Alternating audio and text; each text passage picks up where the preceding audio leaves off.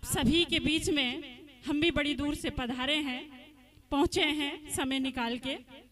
और मैं school education से जुड़ी हुई हूँ।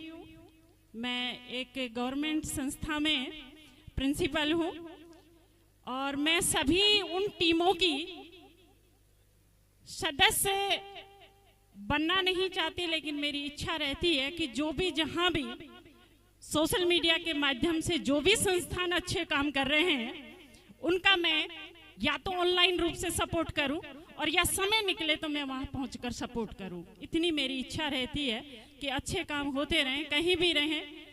लेकिन मन में एक इतनी बड़ी इच्छा है कि आप जब बच्चे लाइब्रेरी संस्थान में पढ़ते हैं, यहाँ कहीं भी स्कूल कॉलेज में पढ़ते हैं या तैयारी के लिए बाहर जाते हैं, तो आप एक मन में इतना विश्वास लेकर पहुंचे कि जिस दिन हमने माँ बाप भाई बहन का विश्वास जीत लिया ना, माँ बाप भाई बहन का विश्वास जीत लिया, तो गांव या शहर या हमारे आस पड़ोस या दुनिया की कोई ताकत नहीं है जो हमें हरा सकती है। क्योंकि हमने चलना ही पॉजिटिव या सकारात्मक रास्ते पर सीखा है, तो नेगेटिव का तो रास्ता ही नहीं बनता कि हम नेगेटिव क्षेत्र पर जाएं। जब पॉजिटिव की मिसाल हमें खड़ी करनी है, यानी सकारात्मक क्षेत्र में हमें कुछ बनना है, तो हारना तो सीखा ही नहीं, बस जीतना है। मैदान तुम्हारे सामने है कि लक्ष्य कहाँ तक पहुँचेगा, उस तरक्की तक हमें पहुँचना है।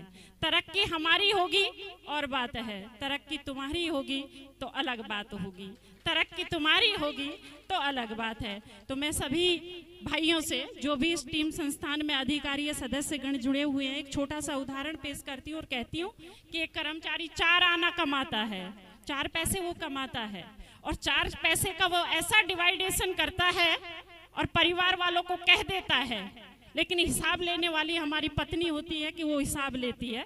4 आने का देना पड़ता है उस पत्नी को हिसाब, तो वो पूछती है परिवार में बैठ के कि आप इतना कमाते हो, 4 आने जाते कहाँ है?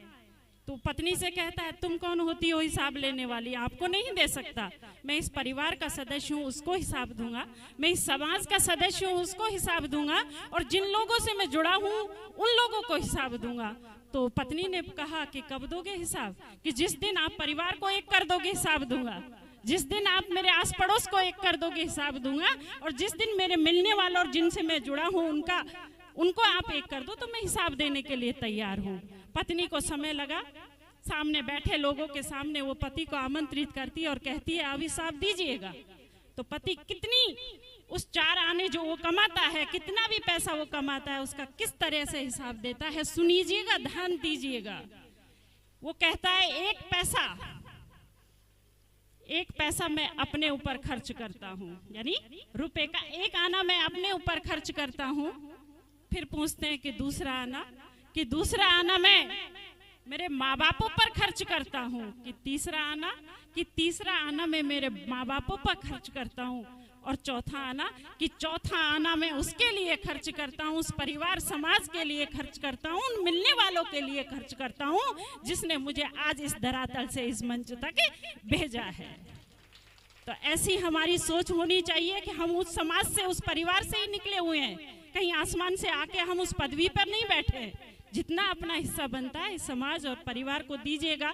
मैं सर्वश्रेष्ठ भाई PL मरमठ से पहली बार महुआ प्रयास संस्थान के मंच पर मिली, और भाई ने अपनी जब बात रखी ना कि हम काम तो करते हैं, अच्छा काम करते हैं शिक्षा के क्षेत्र में, लेकिन जो हमारे टीम के सदस्य सभी भाई हैं वो कुछ काम करते हैं, लेकिन पूरी तरह से मैं 90% मानूं तो वो बेरोजगार तरीके से भाई हैं जो इस मुहिम को आगे बढ़ाना चाहते हैं। तो मैं ऐसी सोच को भी सलाम करती हूँ कि एक बेरोजगार में वो क्षमता है समाज को, परिवार को, उस शहर को, उस गांव को आगे ले जाने की, तो क्यों नहीं हम उसके मसीहा बने, उसको आगे चलाने में सहयोग करें, ताकि हमारी गंगापुर सिटी में बदलाव तो हुआ है कि जिला बन गया। मैं मानती हूँ कि जिले स्तर पर भी वो और अच्छा काम करे, ताकि हमारा और हमारी लाइब्रेरी का नाम कहीं पर ऊंचा रहे, कहीं स्टैंड पर वो कर सके कि ये स्तर पर वो लाइब्रेरी पहुंचे। तो मैं उम्मीद रखती हूँ कि सभी साथी मिलकर इस मुहिम को, शिक्षा की मुहिम को आगे बढ़ाने के लिए कोशिश करेंगे। कृषि भाई